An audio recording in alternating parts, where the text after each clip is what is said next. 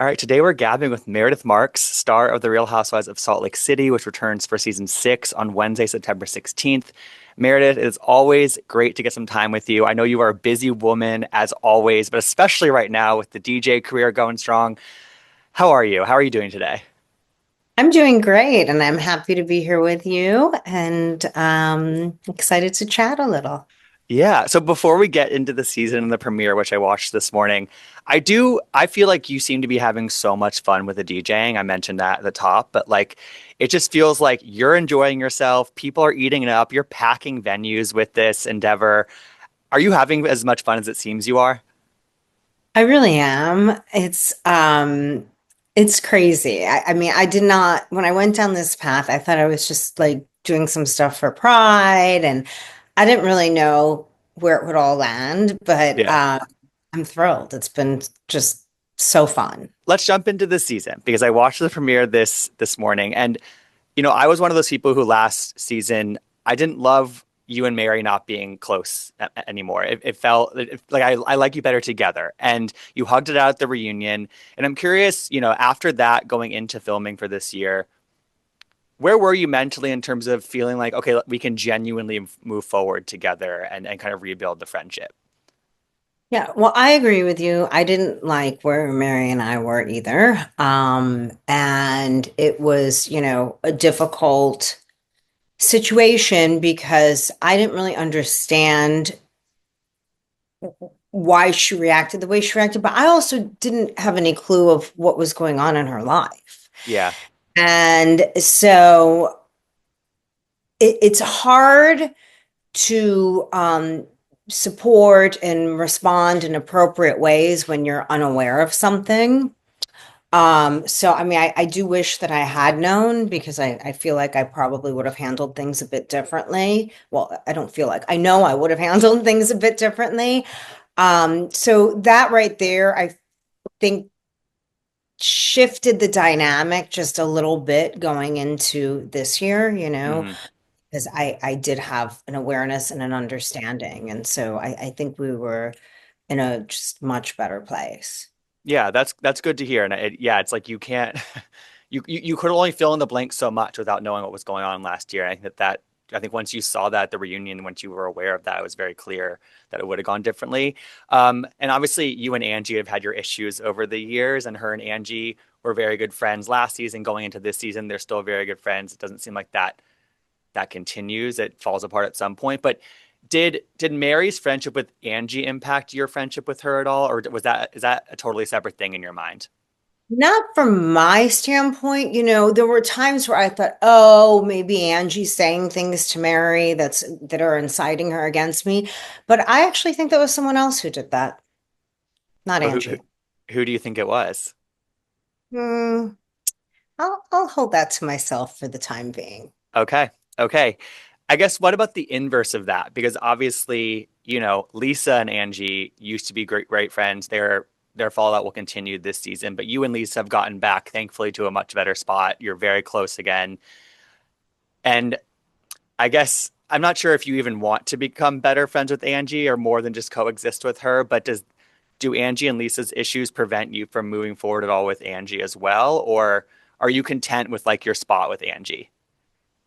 Yeah, I mean, obviously it makes it more difficult when, you have a friend who's not getting along with someone else who you're trying to build a relationship with. It definitely makes it harder. But I think that, you know, one thing Lisa and I really did learn through these last few years is to give each other room and to have Mm. enough faith and confidence in our own relationship where we're not, terribly threatened by it. So you'll see like Lisa has times during this year where she's friendly with people I'm not getting along with, and that's okay. Like, you know, Mhm. you can be friends with people who aren't friends. There's nothing wrong with that. And that's also part of allowing this group and this show to work is not holding that against somebody else for potentially moving forward with somebody that you're not you're not Yeah, on the I mean, best terms with. maturity, Yeah, it's just yeah, absolutely. So in this premiere, Meredith, I'm curious what you thought because Bronwyn comes in very strong. Lisa's not super present at this first episode, but Brahman comes in super strong about these headlines about lawsuits that Lisa was potentially involved in. And Heather has this theory that she and Angie were sort of bonding over their sort of mutual dislike of Lisa at the moment. Do you agree with that? Do you agree that that was sort of bringing them together, or maybe the group together in some ways? Um, that's an interesting way to look at it. Maybe, because the whole thing for me that was very confusing and disturbing was that, like, Lisa's far from the only one to have legal issues in this group. I'm one of the few who doesn't have legal issues going on in the group. And somehow the one person who's not there is the one that's being talked about. Yep. So I was very bothered by that. I did my best that I could to defend her. I didn't know very much about the cases, so I couldn't get into the details because I didn't read it. Lisa, what I knew about it was that Lisa had told me that, she had a lawsuit and that, it was dismissed or in the process of getting dismissed. And I was like, okay, who cares? Like, these aren't criminal charges being brought by the United States of America or the state of Utah or any other state. This is a civil suit. It's an individual. I could sue you tomorrow if I wanted to. I'm not going to. But right, but it's that doesn't make it merit. That doesn't necessarily give it merit. Basically, these Correct. claims. Right, Correct. right. Correct. Well, Getting something thrown out, because it's meritless or on summary judgment is very difficult. It's not an easy thing to do. So, it doesn't mean anything to me. well, I think that you did for what it's worth, I think you did a good job of having an informed defense of Lisa's situation where you were like, in business, everybody borrows money. That is a very everybody does that to start a business and to run a business. And so I think that you did, without knowing all the details, I think you did a pretty great job in the moment.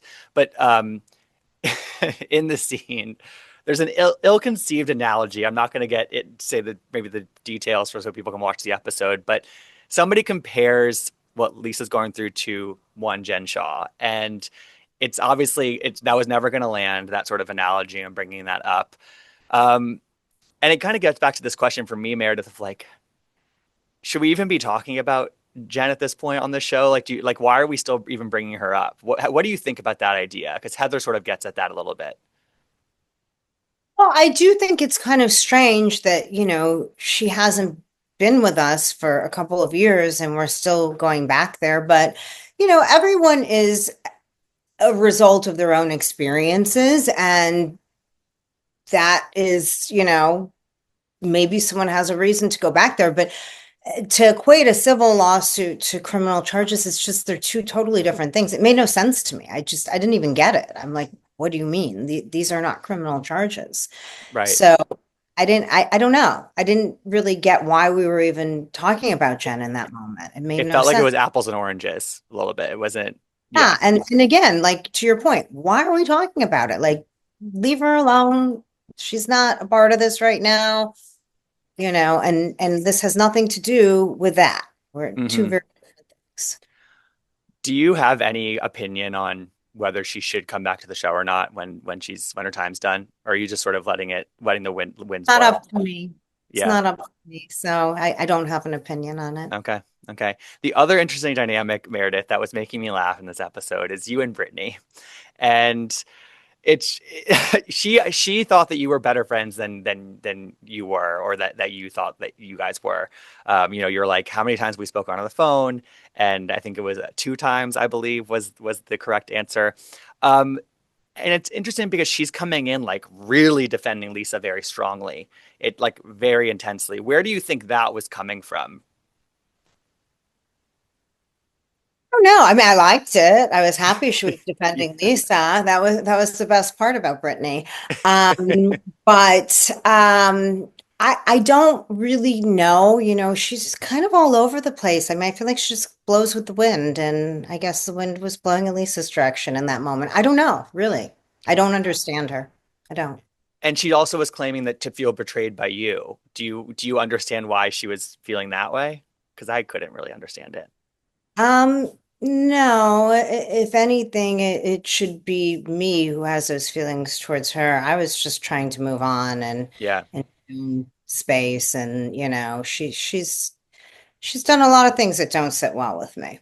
yeah, yeah.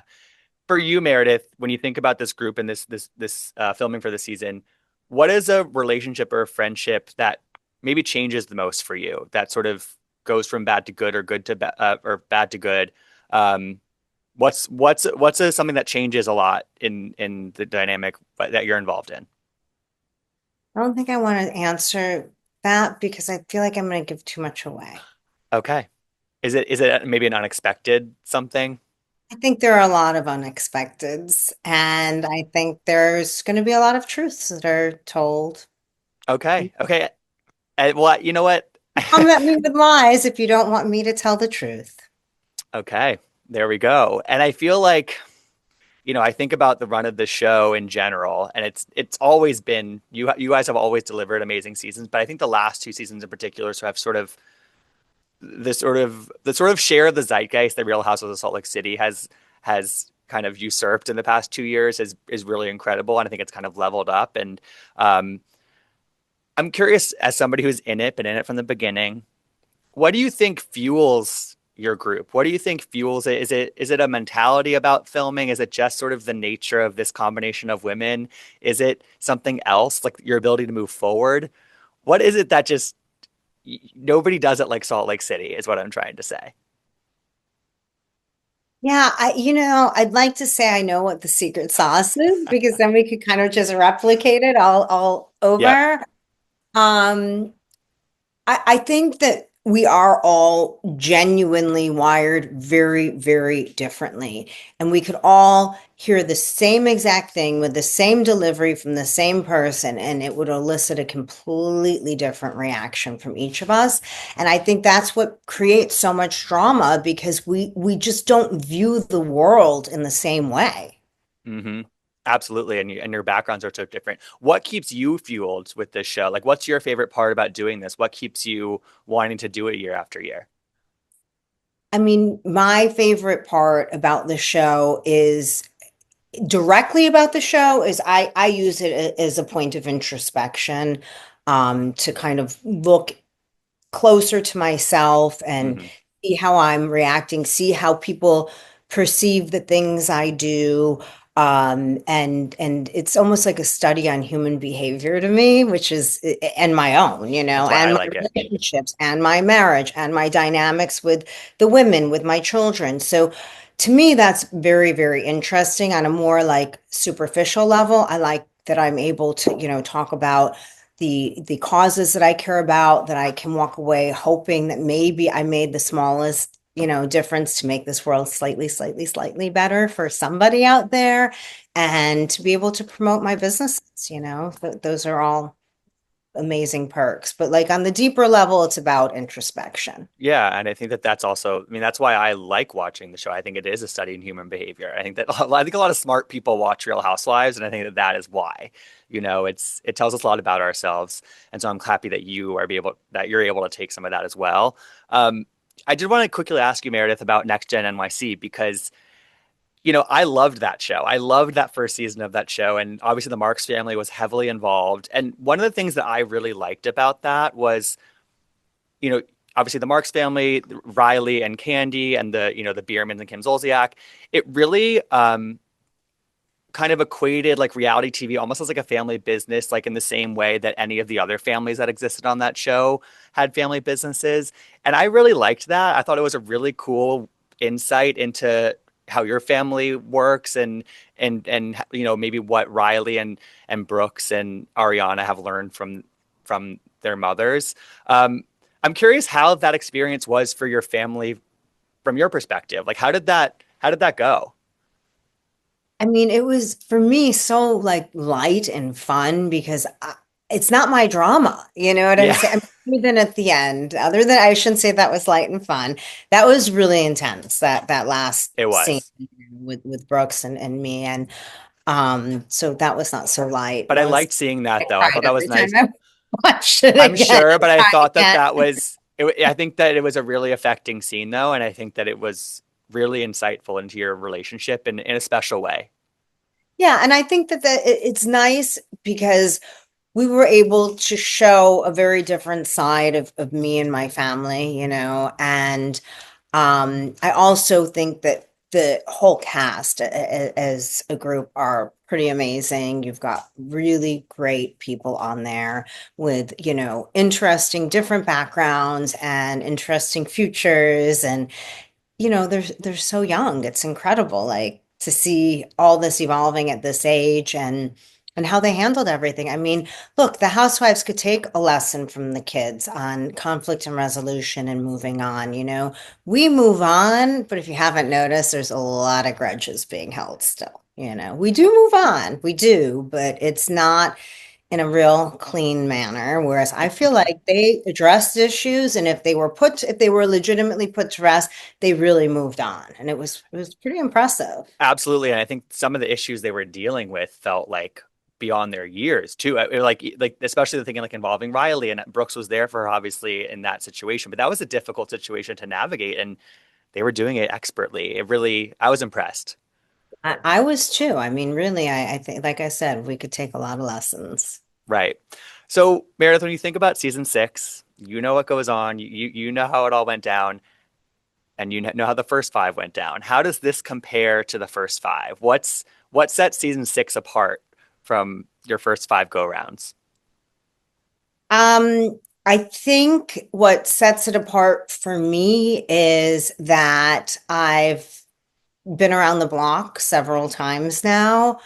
I feel like every time I go around, I pick up some new information and learn some more about all the women and understand a little bit more about how they're wired, and what some of the objectives may be. And it's like simple example is me and Lisa. Like we had a falling out. I think that a lot of that falling out occurred because of things that were being said to us that weren't necessarily always true, Mm, and a lot of gas being poured on the fire. And it's like when we came to real resolution, Lisa and I, we agreed. We're like, we're not letting anyone do that again.